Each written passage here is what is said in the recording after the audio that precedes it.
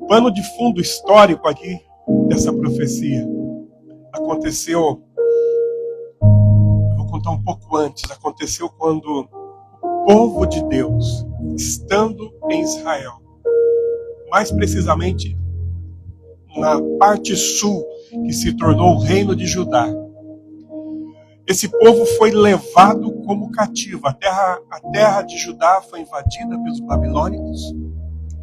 E eles destruíram o templo, derrubaram os muros de Jerusalém, escolheram o melhor do povo, os mais jovens, os mais fortes, os mais capacitados, os que tinham dons, talentos, e pegaram desse povo e levaram esse povo cativo para a Babilônia.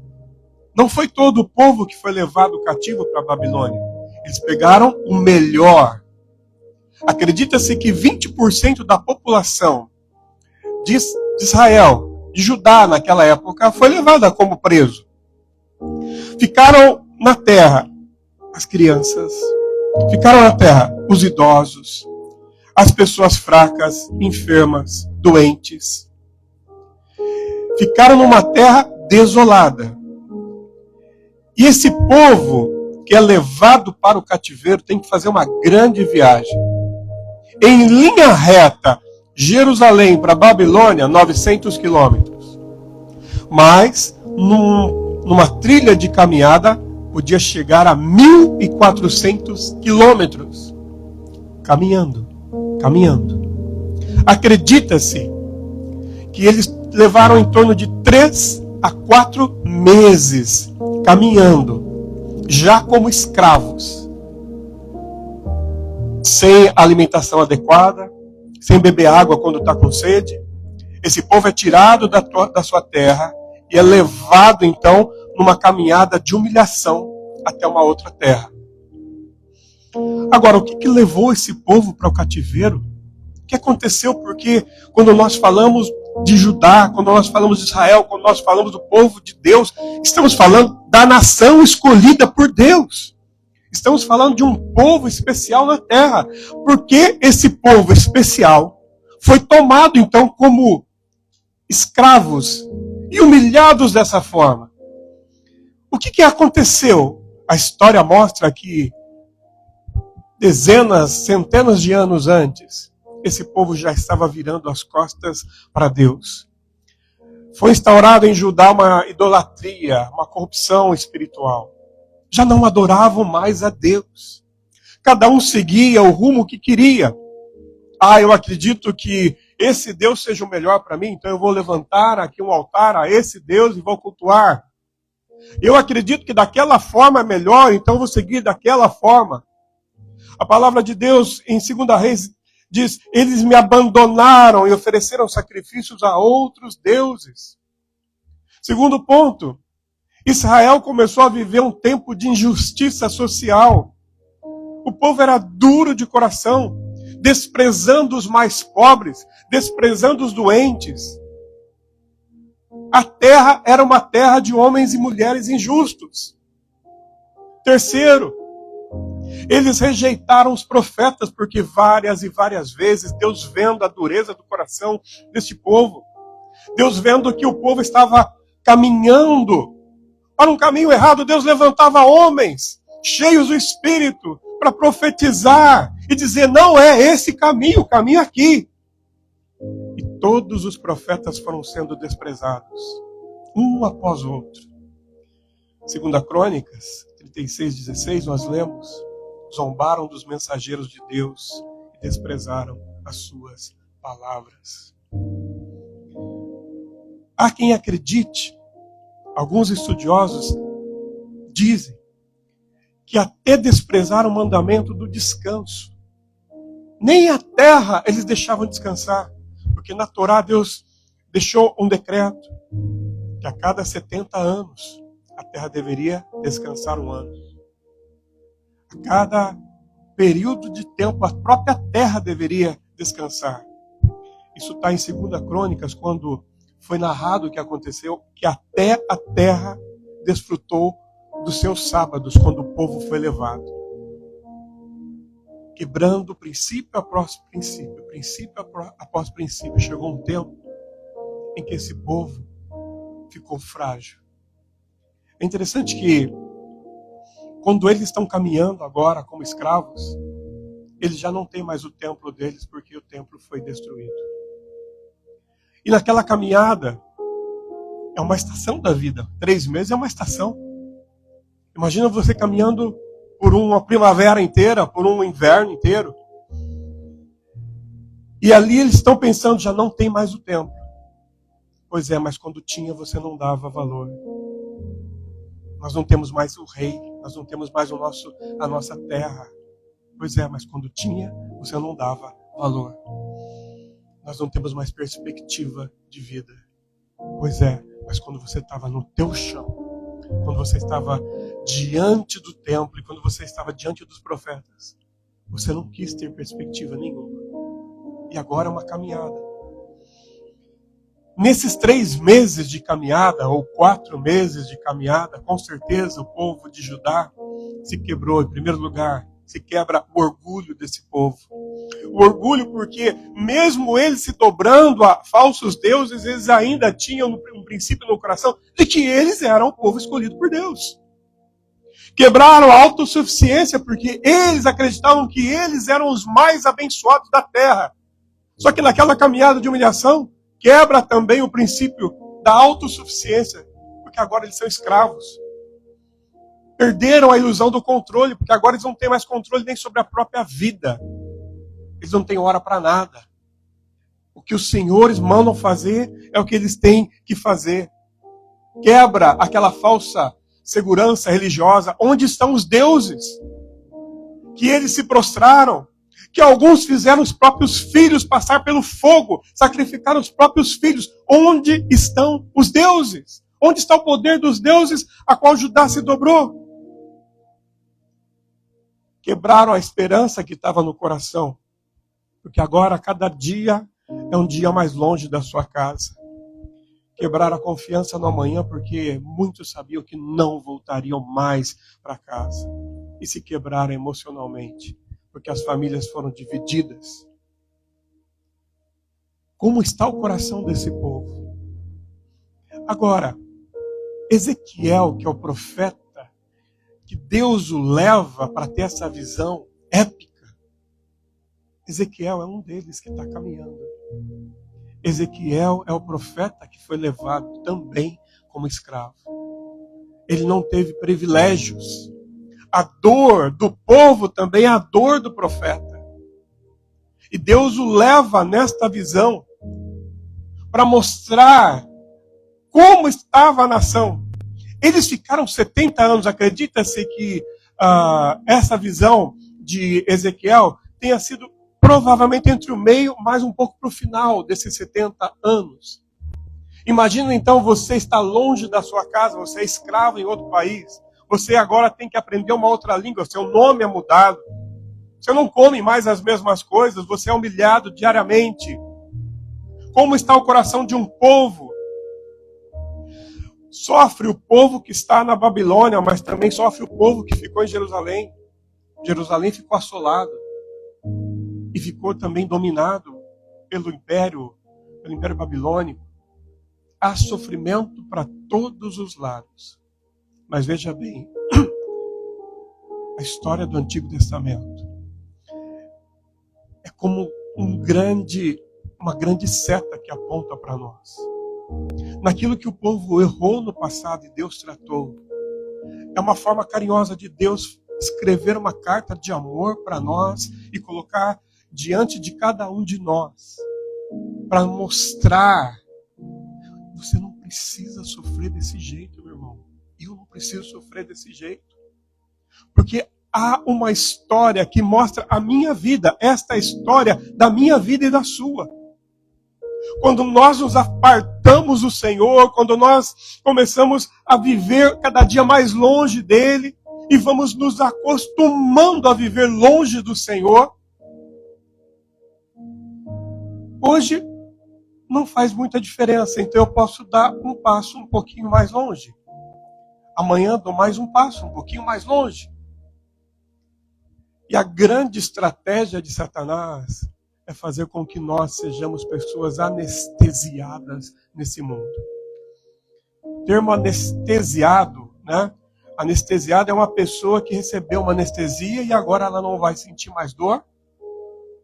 Uma pessoa anestesiada não vai sentir frio, não vai sentir calor, ela não sente estímulo.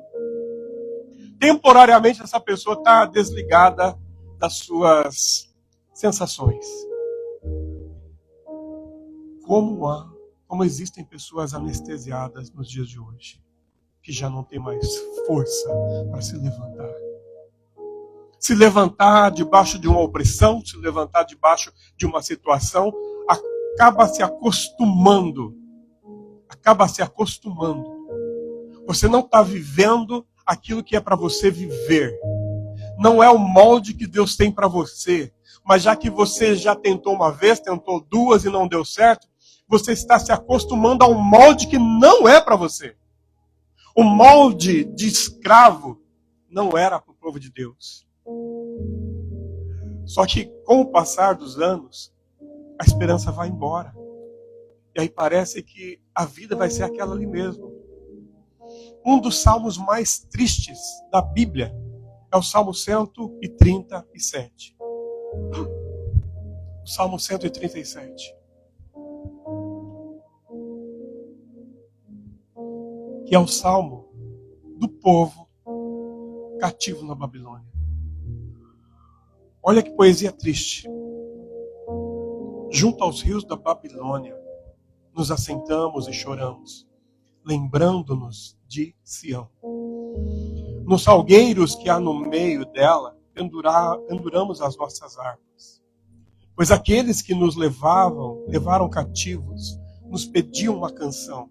E os que nos destruíram, que nós nos alegrássemos, dizendo: cantai-nos um dos cânticos de Sião. Mas como entoaremos o cântico do Senhor em terra estranha? Não é o lugar que era para eu estar. O povo não tinha alegria. O povo não tinha esperança. Já que não tem o que fazer, vamos nos calar. Já que não tem o que fazer, só vamos chorar. Não pensavam em se levantar como povo, não pensavam em tentar voltar de uma forma. Vamos ficar do jeito que nós estamos. Porque a esperança já se foi. 10 anos, 20 anos, 30 anos, uma terra estranha. Os filhos que nasceram já como escravos. Não há mais esperança para o povo. E esse povo está anestesiado.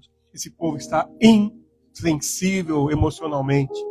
Está sem reação espiritual. Já se acostumou à dor, ao pecado. Já se acostumou à rotina. Olha o perigo de você viver anestesiado. Eu te dou um exemplo. Anestesiado ao pecado. Porque o ser humano, ele peca uma vez. Sente lá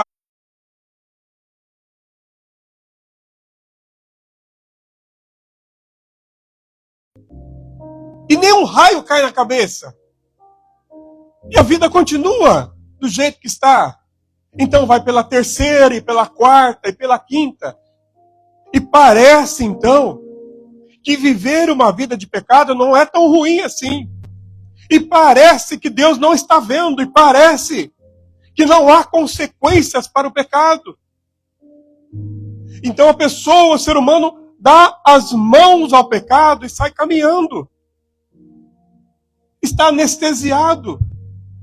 Vem numa igreja, ou vai numa reunião, ou algum amigo fala, mas aquilo não entra mais no coração. Mesmo quando se denuncia, essa não é a vida para você viver. Aquilo já não entra mais, não faz sentido. Por quê? Porque se acostumou a fazer o que é errado. E o errado se tornou certo. Está anestesiado. Deus pega então o profeta e leva numa visão.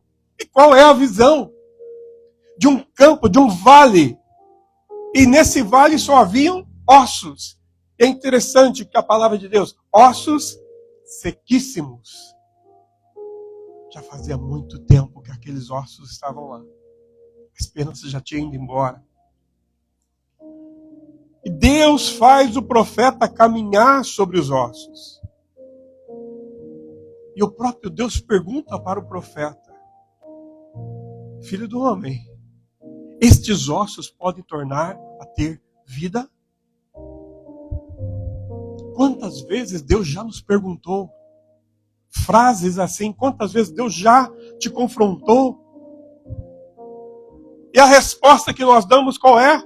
Não dá. Já tentei. Não tem jeito.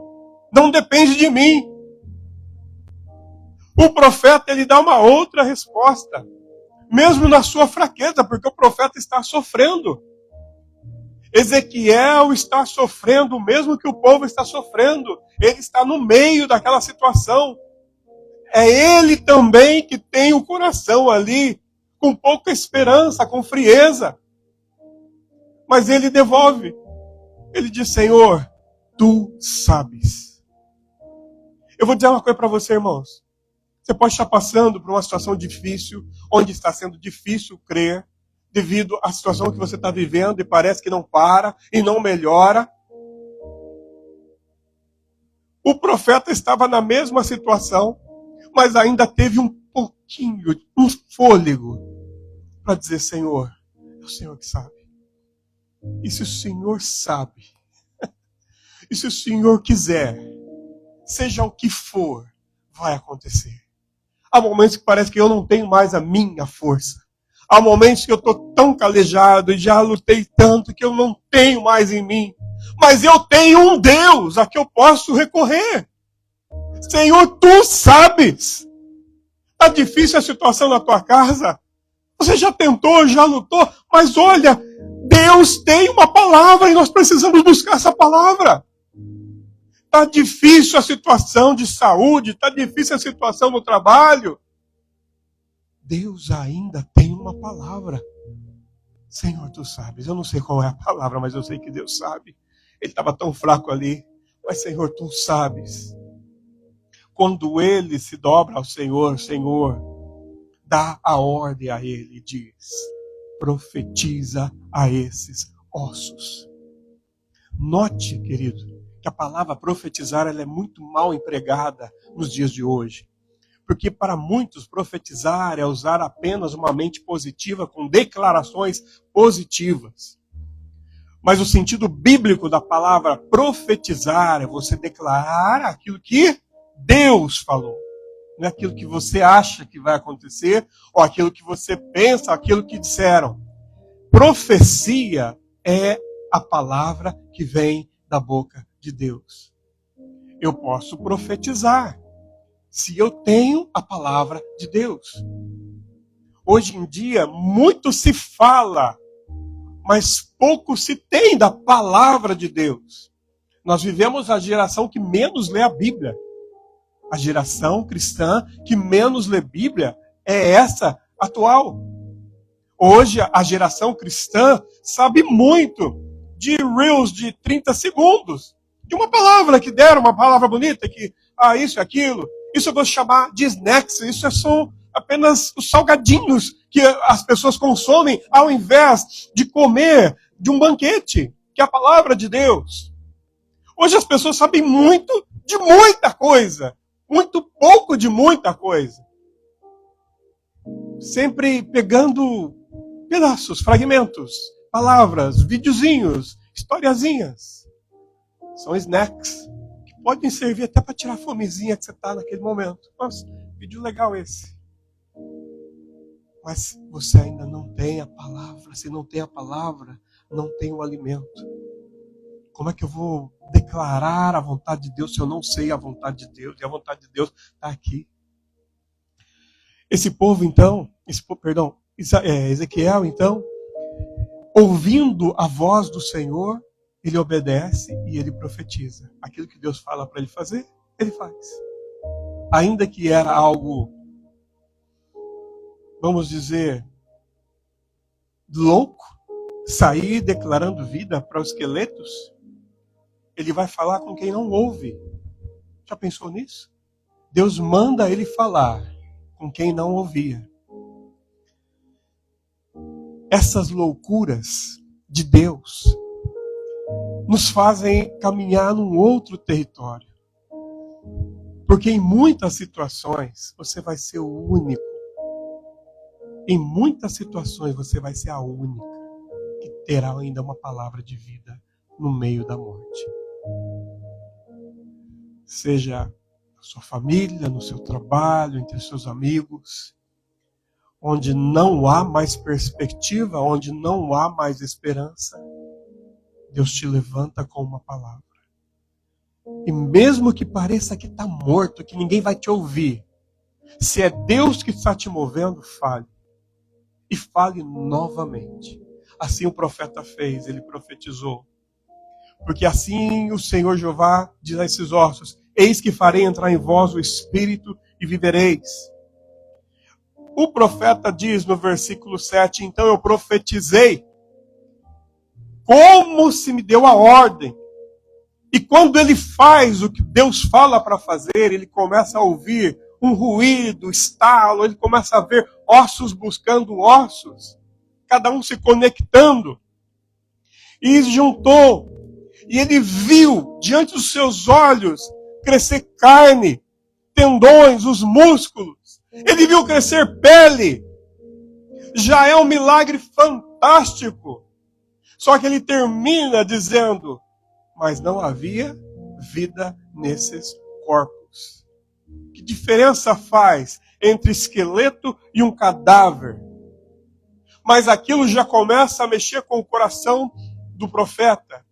Irmãos, muitos milagres que o Senhor opera na nossa vida não são milagres instantâneos, são caminhadas. Deus nos coloca num caminho, o caminho do milagre. Não desanime de caminhar nessa trilha, nessa caminhada. Não desanime. Vai começar, você vai ter mais luta, as pessoas podem se levantar contra você, a situação pode piorar, mas continue caminhando. Note então que o profeta diz: não tem vida ainda. Não era para funcionar da primeira vez. Não foi Deus que me deu a palavra. Eu profetizei, mas não estou vendo vida ainda. E o Senhor toma o profeta novamente e o instrui novamente. Deus usa pessoas com coração ensinável. Deus quebra o nosso orgulho. Ezequiel era um daqueles que foram quebrados na caminhada.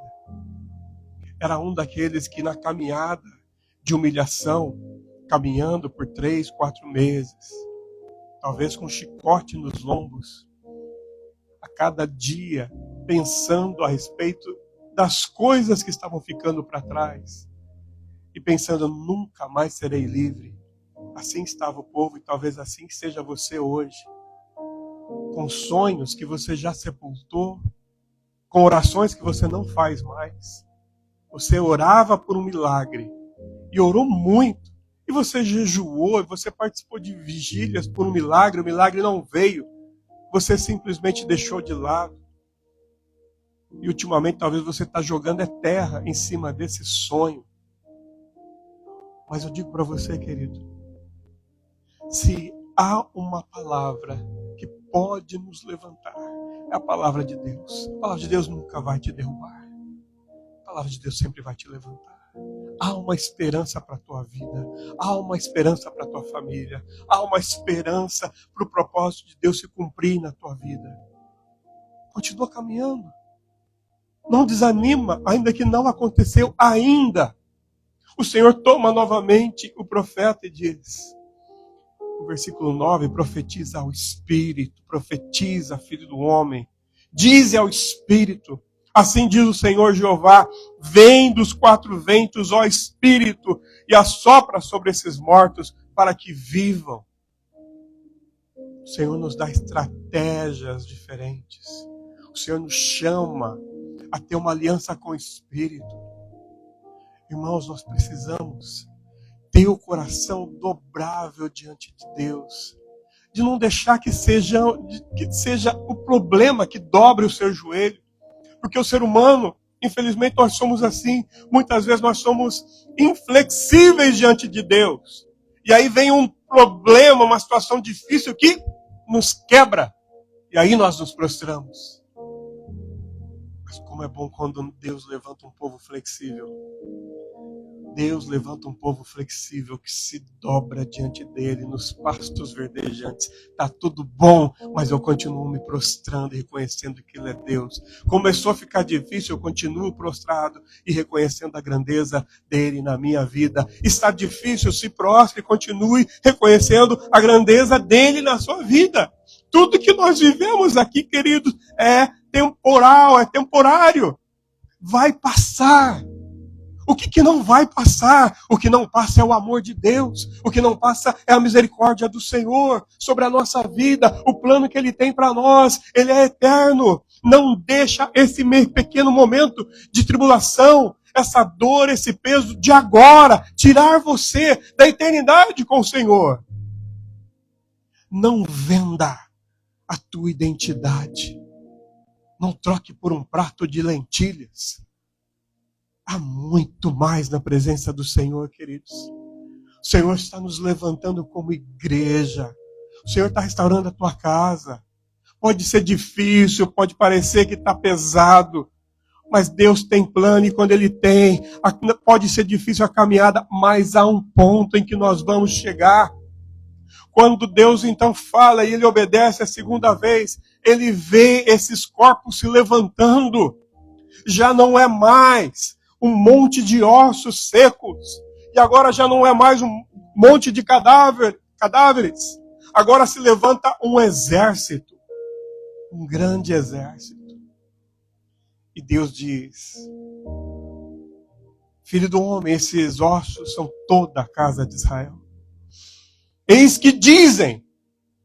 Deus ouve o clamor do povo, ainda que o povo não estivesse reconhecendo que Deus estava ouvindo. Os nossos ossos se secaram, pereceu a nossa esperança, estamos cortados. E Deus direciona o profeta para dizer: portanto, profetiza e diz-lhes: assim diz o Senhor Jeová, eis que abrirei as vossas sepulturas, farei sair das vossas sepulturas, ó povo meu, eu os trarei de volta à terra. E de uma forma milagrosa, Deus mexe com o coração de reis, exércitos. Os persas invadem a Babilônia. O rei Sírio faz um decreto. O povo agora está voltando. Mas não mais da forma que entrou. Eles entraram como escravos. E agora estão voltando com honra. Porque o rei dá decreto. E dá provisão. E os abençoa na saída. Há o tempo da tempestade. Mas também há o tempo da calmaria, meu irmão. Só não vai chegar a calmaria se nós continuarmos vivendo anestesiados, acostumados. Não clamamos mais, não oramos mais, não jejuamos mais, não buscamos mais a Deus e vivemos a vida de qualquer maneira. E esse é um dos grandes perigos, eu sempre repito aqui. Nós, como uma igreja de imigrantes, o imigrante entra em outro país, sai do seu país movido por uma dor, e ele tem uma necessidade, quando chega na outra terra, tem que fazer, valer, tem que fazer, e aqui é a terra do trabalho, aqui é a terra de se fazer dinheiro. E aí, foca-se só nisso. Vira-se as costas para o Senhor. E tentando abraçar o que é precioso, entre aspas, perdemos o verdadeiro tesouro. Essa história é a nossa história. É a história de um Deus que nos ama, nos entende, sabe das nossas dificuldades, das nossas dores. E que mostra que Ele se move para nos trazer de volta para Ele. Talvez você tenha passado dias onde você está como o povo que foi levado longe da presença do Senhor. Talvez você esteja como aquele que está longe do templo da presença, mas há uma palavra de vida para a tua vida. Talvez você se sinta como um monte de ossos secos, mas há uma palavra para te ressuscitar, te restaurar, te colocar de pé, te dar propósito. Há um poder sobrenatural na palavra de Deus, que nos levanta e que nos orienta. Isaías capítulo 55, versículo 1. Isaías 55, versículo 1. Se você tem a sua Bíblia, abra. Nós lemos: venham, todos vocês que estão com sede, venham às águas. Vocês que não possuem dinheiro algum, venham. Comprem, comam. Venham, comprem vinho e leite, sem dinheiro e sem custo. Você está tão quebrado. Você está tão quebrado emocionalmente, está tão quebrado o teu coração. E o dinheiro aqui seria esta condição de ter uma força e você não tem força alguma. Mas o profeta declara: você está com fome? Você ainda tem fome. Porque um sinal de que a pessoa já está nas últimas é perder a fome. Mas você tem um pouco de fome ainda? Tem um pouco de sede? Você tem um pouco de fome, tem um pouco de sede? Vem beber, vem comer. Eu não consigo chegar aí, eu levo até você. Eu não sei se venha, mas venha. Tem fome? Tem sede? Vai ter alimento e vai ter bebida para você. Você vai ser saciado na presença do Senhor. Assim Deus restaurou o coração daquele povo. Assim aquele povo volta, então foram várias levas voltando. E assim aquele povo desacreditado, quando chega na terra, primeiro, no momento em que eles chegam com Neemias, eles tinham uma grande obra para fazer, que era levantar os muros de Jerusalém. Eram poucos, estavam cansados, mas Deus deu tanta graça para aquele povo, que num tempo recorde fizeram uma obra que exército nenhum faria.